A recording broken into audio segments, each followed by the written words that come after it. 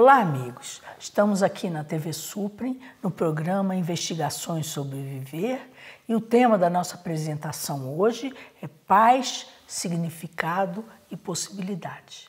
Esse é um tema que nos interessa a todos e eu me baseei especialmente num livro do Dalai Lama chamado A Arte da Felicidade. O Dalai Lama mostra como a paz é uma arte e, ao mesmo tempo, uma ciência. E ele vai com muito detalhe, e são esses detalhes que eu gostaria de compartilhar com vocês hoje. Quando nós pensamos em paz, o que é paz? É a ausência de guerra? Nós estamos com uma guerra na Ucrânia, que todo dia vemos notícias, depois teve uma na Síria. Nós não estamos lá, mas estamos em paz?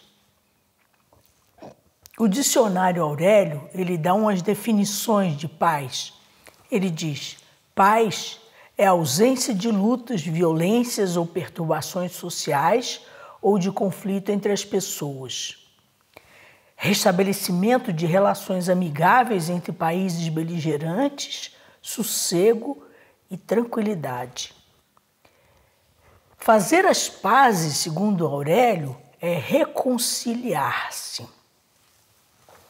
E aí eu me pergunto, nós não estamos nem na Síria, nem na Ucrânia, mas temos paz? Temos esse sossego e essa serenidade a que se refere o dicionário Aurélio? Uma coisa que fica bem claro é que o sossego e a serenidade são qualidades interiores. Eu me pergunto, será que a paz interior é diferente da paz exterior? Nesse livro, A Arte da Felicidade, o Dalai Lama vai fundo nessa questão, analisando vários detalhes, e aí ele pergunta qual é o propósito da nossa vida. E segundo ele, o propósito da nossa vida é a felicidade. E essa felicidade depende fundamentalmente do estado mental com que nós encaramos as coisas. Por exemplo, uma mulher que fica rica de repente,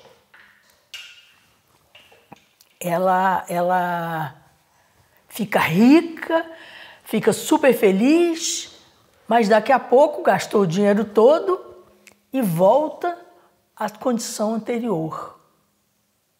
E aí, quando ela volta à condição anterior, ela não fica mais feliz com isso. No entanto, um aidético que primeiro fica arrasado com a notícia que ele está doente dessa forma, mas depois, cada dia da vida se torna um motivo de agradecimento por mais um dia. Então, ele fica mais feliz depois de ter descoberto que estava doente. Então, a nossa tendência é voltar ao nível de referência de felicidade que nos é característico. E ele pode ser modificado. Esse nível, a nossa referência de felicidade, ela pode ser modificada e fixada numa frequência mais alta. Porque a nossa felicidade ela é determinada pela maneira com que nós encaramos a vida. Então, o que determina essa percepção do nosso nível de satisfação? Em primeiro lugar, nós podemos ver que existe uma forte influência da comparação. Então, quem é mais inteligente, mais bonito, mais bem-sucedido, esse tipo de comparação costuma gerar inveja, frustração, infelicidade E nós podemos nos comparar com pessoas que estão numa situação melhor do que a nossa. E aí, com isso, advém esses sentimentos todos. Mas a gente pode também nos comparar com os menos afortunados que nós, como as coisas poderiam ser piores, como poderia ser pior a situação em que estamos hoje, né? Então diz o Dalai Lama: essas experiências que demonstram a nossa possibilidade de aumentar ou diminuir nossa sensação de satisfação com a vida por meio de uma mudança de perspectiva, sugerem com clareza a supremacia da nossa disposição mental no que diz respeito a levar uma vida feliz. Por exemplo, uma pessoa que tem pensamentos rancorosos, isso geralmente acaba, inclusive, influenciando não só o humor da pessoa, como a saúde física acaba sendo muito prejudicada com esse estado mental de pensamentos rancorosos. Quando você está infeliz e frustrado, o conforto físico não ajuda muito. No entanto, se você tem um estado mental calmo e tranquilo, você pode ser feliz, apesar de ter uma saúde frágil. Quando você está com raiva, com intenso ódio, você tem vontade de atirar todos os seus bens para longe. Os bens não significam nada no momento em que você está com raiva. Nenhuma riqueza pode proporcionar a realização que buscamos. Por exemplo, temos amigos. Os amigos nos dão satisfação, nos dão a sensação de acolhimento, a companhia, etc. Mas no momento de raiva, até mesmo um grande amigo pode parecer uma pessoa extremamente irritante.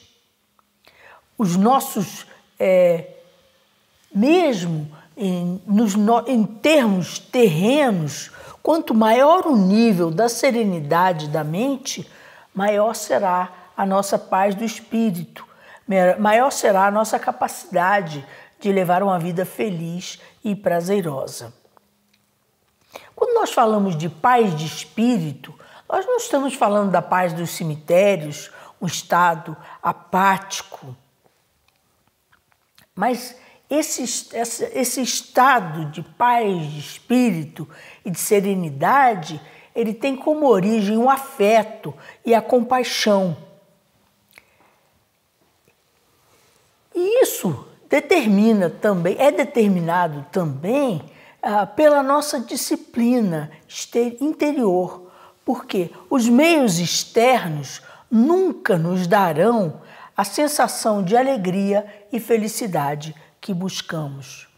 Mas quando dispomos dessa qualidade interior, de serenidade mental, de estabilidade interna, mesmo que nos faltam recursos externos, é possível levar uma vida feliz e prazerosa.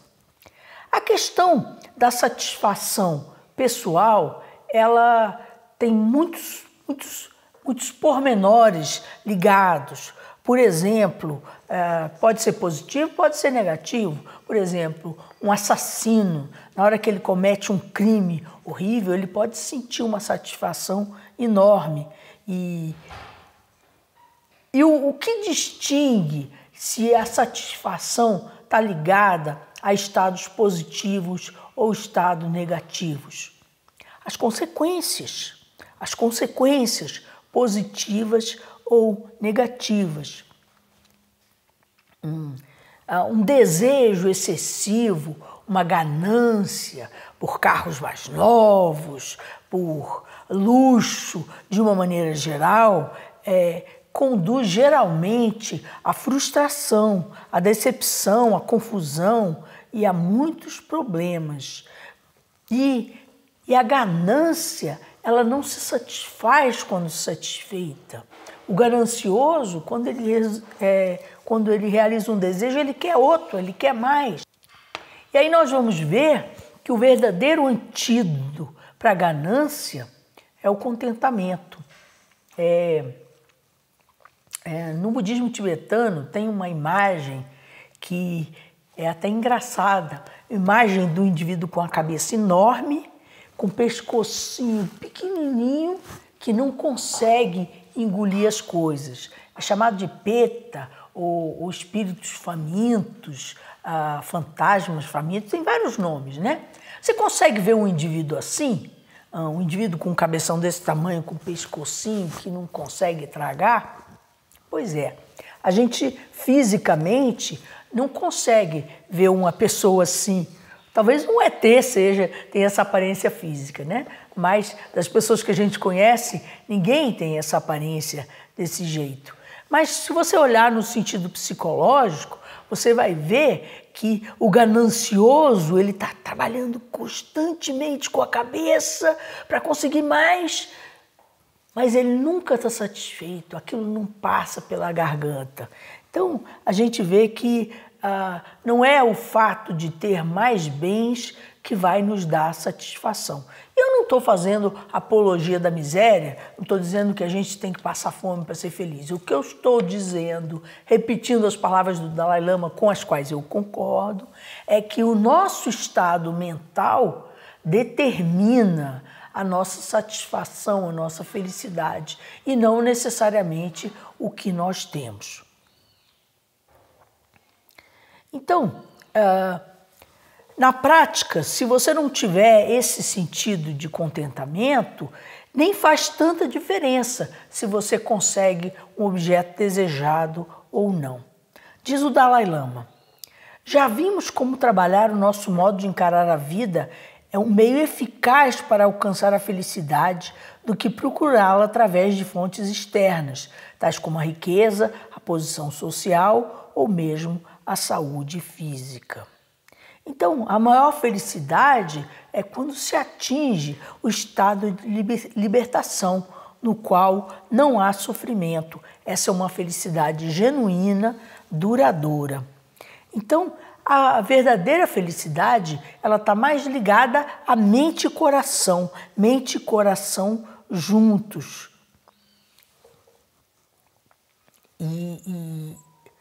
E ligado à satisfação física, as coisas estão sempre mudando, né? Então a gente pode ficar satisfeito no momento e não estar satisfeito no próximo, porque as coisas mudaram. Mas em relação a esse estado mental de satisfação, é uma coisa a ser conquistada pela própria pessoa e que ninguém pode tirar. É uma referência, uma estabilidade mental pela qual todos nós, de uma maneira ou de outra, deveríamos nos treinar, pois, no final das contas, todos queremos a felicidade, ninguém quer viver uma vida miserável, uma vida de insatisfação, não é? Tem aquela história famosa, que parece apologia da pobreza, mas não é. Aquela história famosa do rei que queria ser um rei super feliz, e aí o sábio diz para ele: procure a camisa de um homem totalmente feliz. Vista essa camisa desse homem totalmente feliz. E aí o rei saiu procurando, né? Perguntou para um, para outro, para outro, para outro, para outro, e acabou que ele encontrou um homem totalmente feliz. E ele pediu a camisa, e o homem abriu o casaco e não tinha camisa. Então, como que nós vamos renunciar às atividades que nos fazem mal e que nos trazem a infelicidade? Mesmo que nos tragam apenas um prazer momentâneo. É só dizer não. Como, por exemplo, um terceiro pedaço de torta de banana, quando já com 2 estamos cheios, se comemos o terceiro, aquilo vai nos fazer mal, ou drogas que Eu nunca fui muito boa de drogas, mas segundo parece, existe uma satisfação momentânea, mas depois você paga com a saúde física e etc, né? Assim como a própria bebida, né? A própria bebida ela dá um sentido de relaxamento momentâneo, mas no dia seguinte vem a ressaca, né? Vem a dor de cabeça e tudo aquilo, né? Então, devemos nos conscientizar que há milhares de pensamentos a nosso redor. Alguns que são úteis, que nós devemos nutrir, e outros que são prejudiciais, que nós devemos reduzir. Então, os comportamentos negativos são prejudiciais, as emoções positivas são benéficas. Isso parece uma coisa muito bonitinha, né? O que é bom, o que é ruim, mas, na verdade, existe toda uma ciência. Nos Yoga Sutras de Patanjali se fala dos yamas e dos niyamas. Os yamas são as coisas que nós devemos renunciar, que nós não devemos fazer, porque são sempre fontes de infelicidade. No entanto, os yamas, que é o próximo passo, o primeiro passo é você retirar os obstáculos, que são os yamas. O segundo passo é você desenvolver os niyamas, ou seja, você aprender a realizar aquelas coisas que são benéficas, não só para a sua felicidade, como a felicidade de todo o ambiente em que você está. Eu não vou citar aqui todos os niyamas e niyamas, mas eu posso dizer que o Buda sintetizou toda a sua doutrina em 3 frases que dizem bem respeito a isso, que diz: deixai de fazer o mal, aprendei a fazer o bem e purificai a mente. Quer dizer, deixai de fazer o mal é exatamente esses yamas, essas atitudes nocivas que não só criam karma, como trazem infelicidade imediata. E já os niyamas é aprender a fazer o bem. Mas tem também o purificar a mente. E o purificar a mente é um assunto mais complicado, mas extremamente necessário. Por quê? Porque nós temos hábitos emocionais e mentais. E esses hábitos emocionais e mentais fazem com que a gente volte para as atitudes, às vezes negativas. Então nós temos que purificar a nossa mente desses hábitos mentais que nos trazem infelicidade.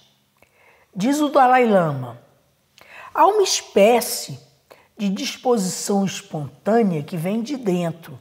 Portanto, através desse processo de aprendizado, de análise de quais os pensamentos e emoções são benéficos e quais são nocivos, aos poucos desenvolvemos uma firme determinação de mudar, com a sensação de que agora o segredo da minha própria felicidade, do meu próprio futuro, está nas minhas mãos.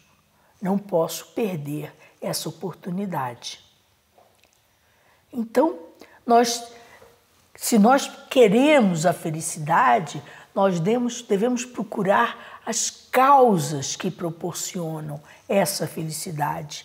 E vamos ver que isso tem muito a ver com os estados mentais positivos que nós vivemos e cultivamos, não é? Ao contrário, os estados mentais negativos, eles são sempre fonte de infelicidade.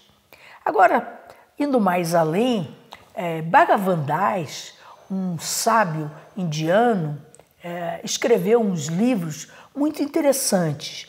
Um chamado A Ciência da Paz e outro chamado A Ciência das Emoções. Ele escreveu alguns outros, mas esses dois dizem respeito especialmente aos temas que nós estamos tratando aqui. E ele nos diz que todos os sentimentos negativos são derivados do ódio. É aquilo que você quer afastar, aquilo que é fora de mim. Por outro lado, todos os estados mentais positivos são oriundos do amor. São como subdivisões do amor, como a simpatia, como o bem-estar, como a boa vontade, como a compaixão. São estados de união. Então, o ódio separa, divide, traz infelicidade. O amor une, junta, traz satisfação, traz preenchimento. Então, nos diz o Dalai Lama, cultivar estados mentais positivos como a generosidade e a compaixão decididamente conduz a uma melhor saúde mental e à felicidade. Então,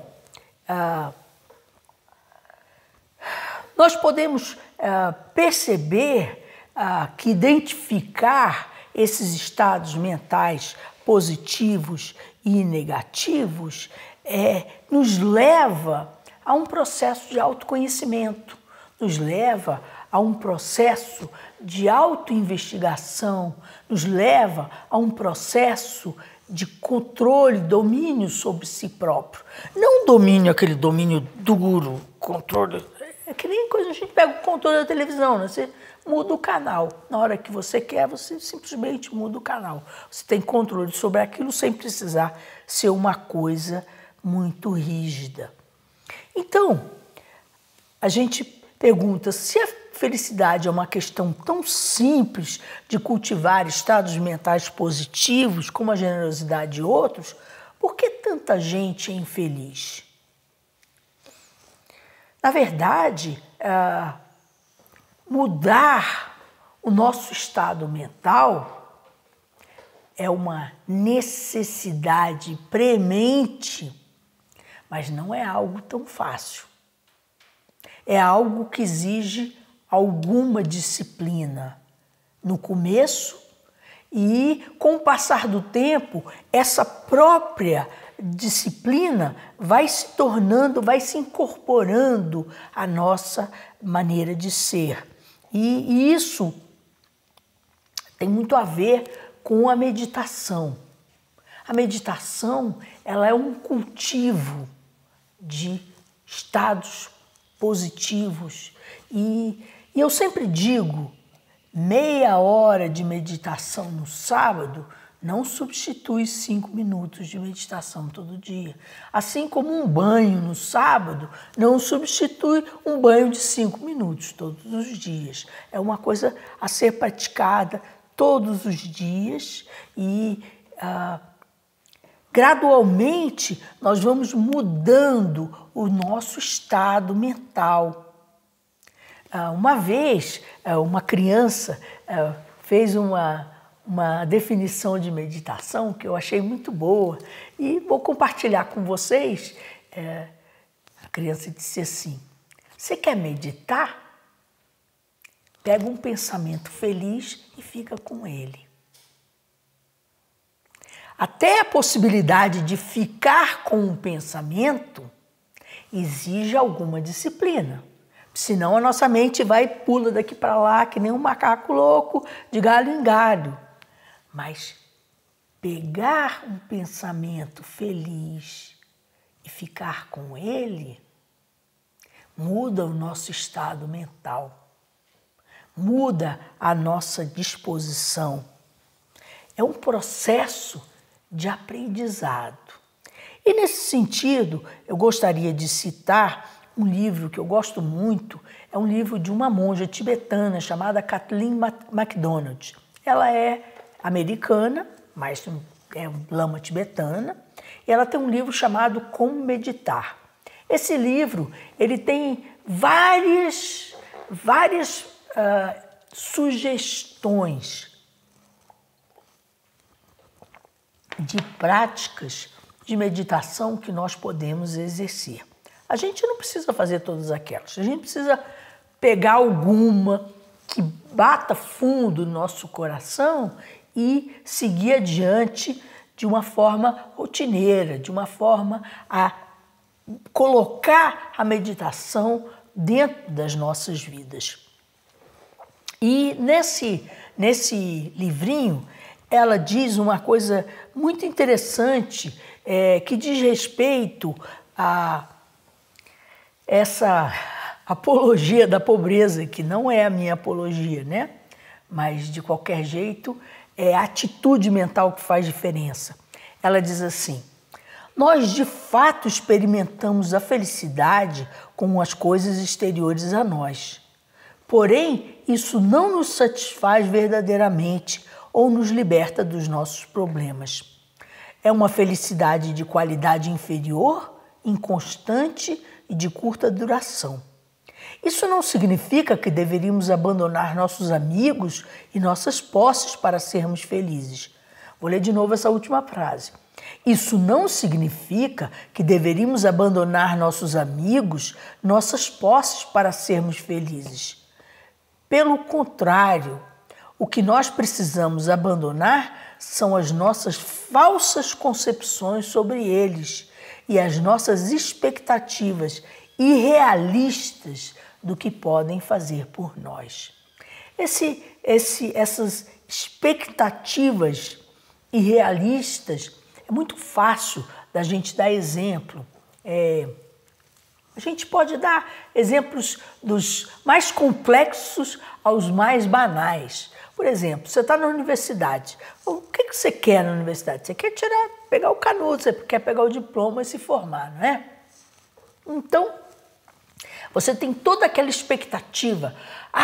Quando eu me formar, aí sim eu vou ser feliz.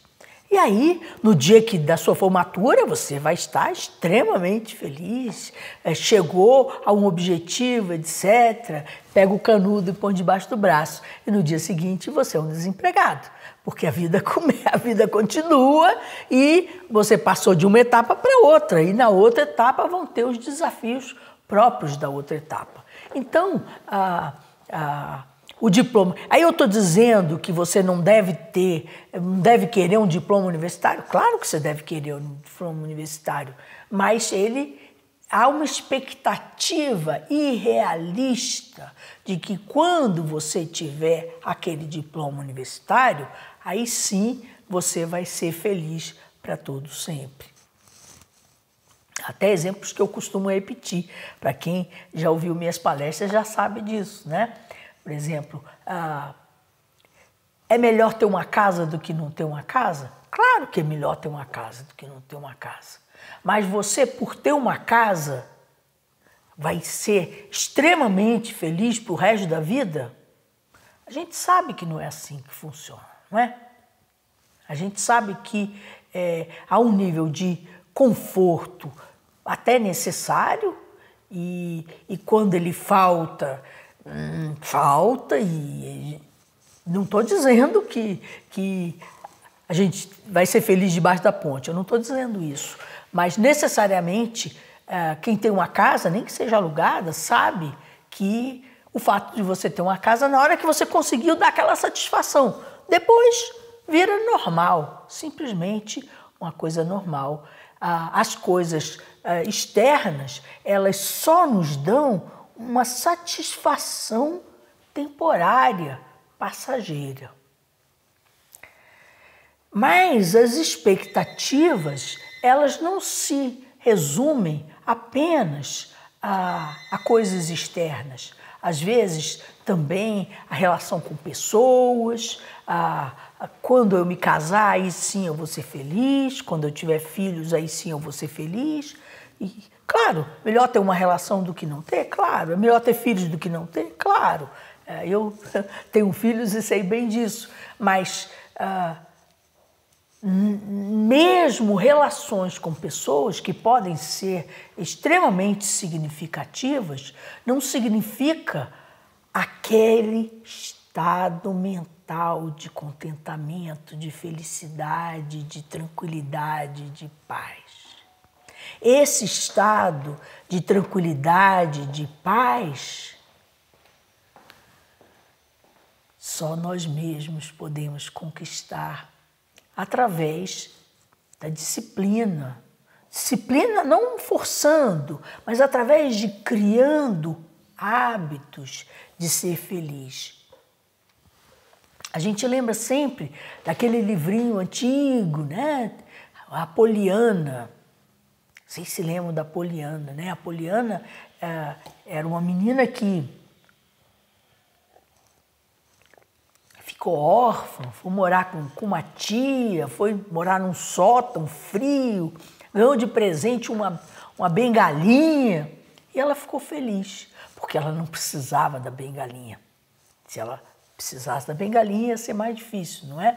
Então, a Poliana é um símbolo dessa atitude de você ver sempre o melhor lado das coisas e quando está realmente ruim e você tem dificuldade de ver o lado bom da situação, você pode sempre se perguntar: o que a vida está querendo me ensinar? Porque Deus dá o frio conforme o cobertor.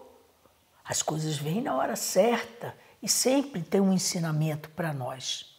Então, em todas as circunstâncias, nós podemos ver o melhor lado das coisas e manter um estado de tranquilidade, de paz e de serenidade, mesmo em meio ao tumulto das coisas externas.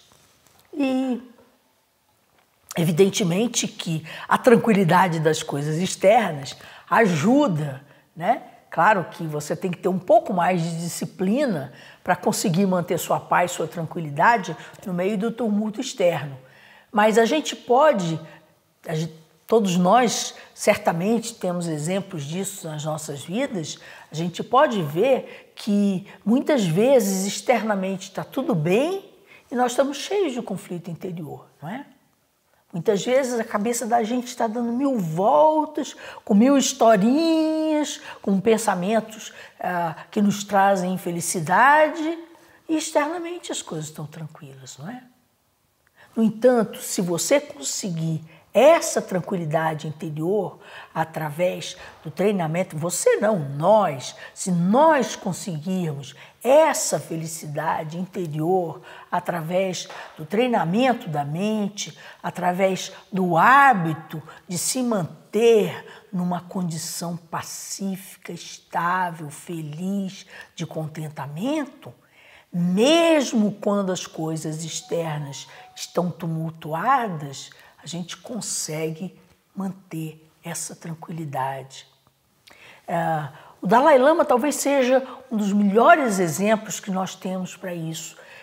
Que é uma pessoa que passou por poucas e boas, foi o Dalai Lama, não é? Ele foi criado como um rei, com todos os luxos que era possível lá na terra dele, né? Evidentemente, hoje em dia, nós temos mais luxo do que era possível naquela época em que ele viveu. Mas, de qualquer jeito, ele foi criado com todos os luxos da sua época e logo veio a guerra e ele teve que fugir para um país estrangeiro e etc., passar pelas florestas de neve lá do Tibete, e ele sempre diz: eu sempre mantive a minha paz.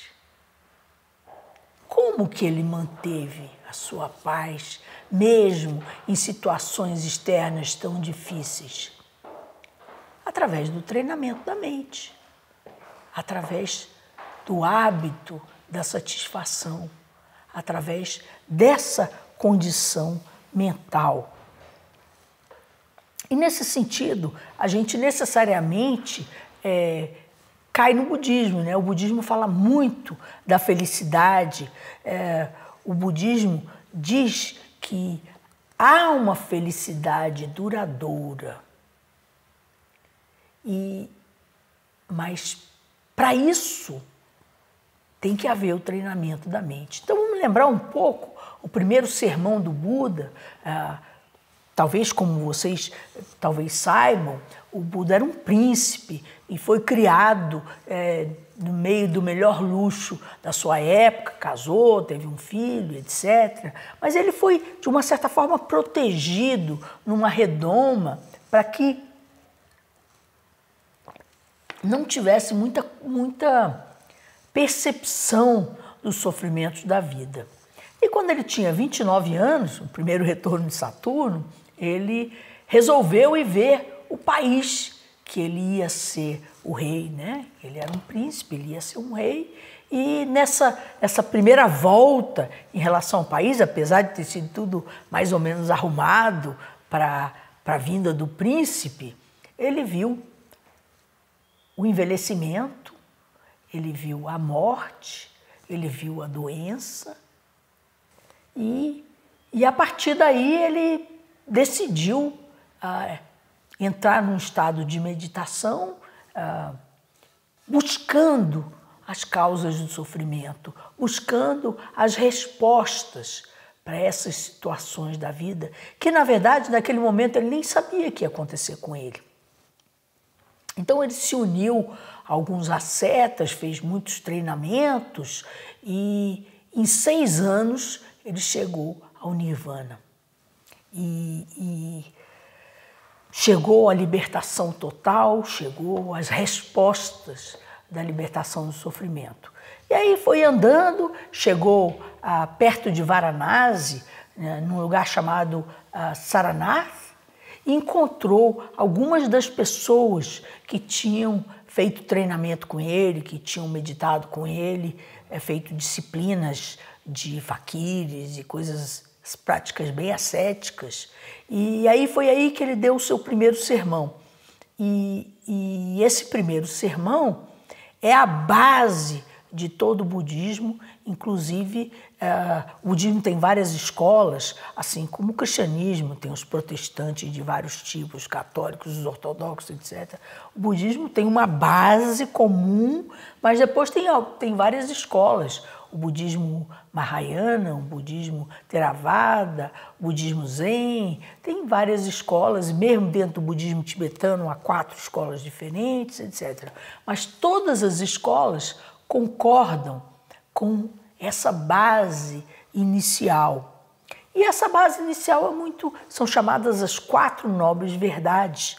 É algo que bem conhecido nos nossos meios espiritualistas, que nos dizem que a primeira nobre verdade é que o sofrimento existe. Dukkha, insatisfação. Quer dizer, as coisas são passageiras, mas nós não nos comportamos assim. Nós nos comportamos como se as coisas fossem fixas. E ao nos comportarmos dessa forma, quando as coisas vão mudando, há uma ansiedade e um sofrimento por isso. Então, essa primeira, na verdade, é chamada de dukkha, a existência do sofrimento ou impermanência. E a segunda nobre verdade é que essa causa, esse sofrimento tem uma causa. Ele não é gratuito. E essa causa é chamada de samudaya, também chamado de tanha, que quer dizer apego, avidez, essa tentativa de, no fluxo da vida, a gente tentar agarrar as coisas e fazer com que elas não se modifiquem. É a síndrome do Peter Pan e da Wendy, né? De ficar sempre como criança naquela condição. E a gente sabe que não é, as coisas estão sempre mudando. Então, essa atitude de tentar parar a vida, de agarrar as coisas, é, segundo o budismo, a causa do sofrimento. E a terceira nobre verdade é que essa causa do sofrimento, ela é chamada de Niroda, em Pali, a língua em que o Buda falou, e Niroda quer dizer cessação, ou seja, o sofrimento, a causa do sofrimento pode ser removida, o sofrimento pode acabar, pode cessar. Então, esse Niroda é a cessação da causa do sofrimento, ou seja, tem sofrimento, tem uma causa, mas essa causa pode ser removida. Como? A quarta nobre verdade. Magga, o caminho que leva à cessação do sofrimento. E esse caminho que leva à cessação do sofrimento, ele tem vários passos. Ele é um caminho de disciplina, ele é um caminho de treinamento. E é assim que, de uma maneira bem simples, com linhas gerais, que o budismo nos coloca. Como que nós podemos superar essa insatisfação, esses estados mentais negativos. Esse marga, ou esse caminho que leva à cessação do sofrimento, ele é realizado através de um caminho óctuplo, um caminho de 8 passos. São 3 blocos, 3, 3 e 2. Aí já existem diferenças entre as diferentes escolas. Eu me baseio num livro da Rita Romenko e Jorge Silas sobre o budismo, que comenta em detalhe esse óctuplo caminho, e aí trata assim. O primeiro bloco é Shila, ou conduta ética. E a gente vê que são palavras que dão diretrizes. Fala da reta palavra, da reta ação e do reto meio de vida. Então, através da palavra correta, a ação correta segue. Mas como é que nós ganhamos o nosso dinheiro? Como é que nós mantemos o nosso meio de vida? Será que para levar o leite para as crianças vale qualquer coisa? Vale roubar, vale mentir, vale enganar? Será? Aqui, o Senhor Buda nos disse que não é assim, que a palavra, a ação e o meio de vida precisam ser retos. Por que retos e não corretos? Porque o correto é correto numa época, mas não é correto em outra época. Depende das condições culturais, né? E nesse sentido, as condições culturais variam muito, mas o que é reto em qualquer circunstância cultural. Mentir sob qualquer hipótese é uma coisa ruim. Mas a compaixão está acima disso?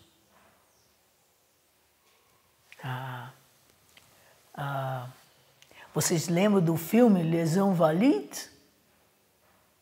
Onde a freira mentiu para salvar o personagem principal, porque ele estava sendo perseguido injustamente?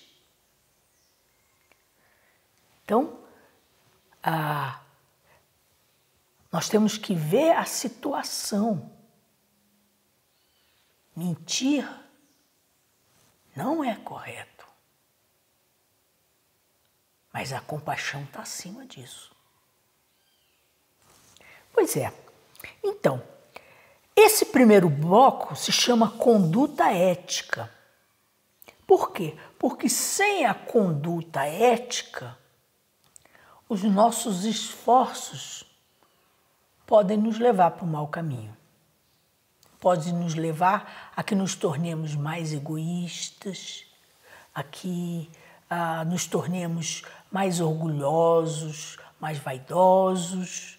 Então, a conduta ética é a base fundamental para que os nossos esforços de mudar a natureza da nossa mente possam ir na reta direção. Então, com essa conduta ética pronta, se passa ao processo da disciplina mental propriamente dita, chamada em Pali de bhavana. Agora veja, aqui se fala do reto esforço, da reta atenção e da reta memória. São atitudes psicológicas, evidentemente, que para você se disciplinar sua mente, aqui está dando linhas gerais. E existe toda uma literatura a esse respeito, né? O cristianismo, por exemplo, dá muita ênfase na base da conduta ética. Mas depois da conduta ética, tem essa disciplina mental. Que você pode ser uma boa pessoa, com uma conduta ética bem razoável, mas não necessariamente uma pessoa feliz, não necessariamente uma pessoa em paz, uma pessoa tranquila. Por quê? Porque depois da conduta ética vem a disciplina mental. E essa disciplina mental, que na verdade existem livros, montanhas de livros nos falando em como adquirir essa disciplina mental, aqui eu vou pegar simplesmente uma coisa mais simples, dizer, através da meditação, todos os dias, nem que seja só 5 minutos por dia, nós criamos uma disciplina mental de tranquilidade, de satisfação, de contentamento. Como disse a criança, pegue um pensamento feliz e fique com ele. Discipline a sua mente para que ela seja capaz de ficar com pensamento feliz e não ficar pulando de galho em galho. Fique com pensamento feliz. Isso altera o nível de referência da sua estabilidade mental, da sua estabilidade emocional, da sua referência. Lembra aquela que eu falei, que você fica muito contente porque ganhou na loteria, mas aí o dinheiro acaba, aí você volta para o estado mental anterior. Qual é o estado mental anterior? É esse de paz, de tranquilidade? É isso que o Dalai Lama fala no seu livro A Arte da Felicidade. E eu acrescento, não é apenas uma arte, é também uma ciência. Temos que aprender a ser felizes. Bem, e por último, dentro da perspectiva do budismo tibetano, do budismo de uma maneira geral, nesse primeiro sermão do Buda, e como eu disse para vocês, todas as linhas do budismo tibetano, todas as linhas do budismo seguem esses passos iniciais do Buda. Está o reto pensamento, pensar como se deve, que é exatamente isso que nós estamos dizendo aqui, e compreender as coisas como elas são. O reto pensamento e a reta compreensão. E isso necessariamente é o fim da linha desse processo de disciplinar a mente, de escolher os pensamentos positivos, reduzir os pensamentos negativos, ter controle sobre si mesmo. De forma que nós não sejamos vítimas das ondas da vida, que uma hora está assim, daqui a pouco está para baixo, daqui a pouco para cima, daqui a pouco para baixo. Vamos aprender a manter essa tranquilidade, esse estado mental de felicidade, de serenidade, de paz. Vou repetir de novo o que disse o Dalai Lama. Deixai de praticar o mal. Shila. Resolutamente praticai o bem. Bhavana. Purificai a mente. Pana. Eis o ensinamento de todos os Budas. Então, e ele diz mais, ele diz assim, as 4 nobres verdades consistem em uma explicação da felicidade e do sofrimento e de suas causas. O propósito da nossa vida é a felicidade. Desde o nascimento temos direito de ser felizes e a felicidade duradoura deve se desenvolver dentro de nós. Ninguém pode dá-la a nós e nenhum fator externo pode ser responsável por ela. Ela deve ser alcançada por nosso próprio desenvolvimento interior. Então, com isso, eu compartilho com vocês esse maravilhoso livrinho, A Arte da Felicidade. Também fiz referência ao Bhagavan Das, com a ciência da paz, a ciência das emoções. Acho que vale a pena. Acho que vale a pena. Aprender a ser feliz não tem preço. Ter uma qualidade de vida não significa bens, significa bem-estar. E esse bem-estar está dentro de nós. Não estou dizendo que o externo também, que a gente tem que jogar fora o externo. Não. O externo, dependendo das condições kármicas, às vezes está melhor, às vezes está pior, e a gente vai levando. Mas essa condição mental, interior, essa tranquilidade, só nós podemos roubar de nós mesmos. Ao nos permitirmos estados mentais negativos que não valem a pena. Então, vamos cuidar da nossa saúde mental e emocional e física? Vamos cuidar da nossa qualidade de vida? Recomendo a meditação. Pegue um pensamento feliz e fique com ele. Obrigada.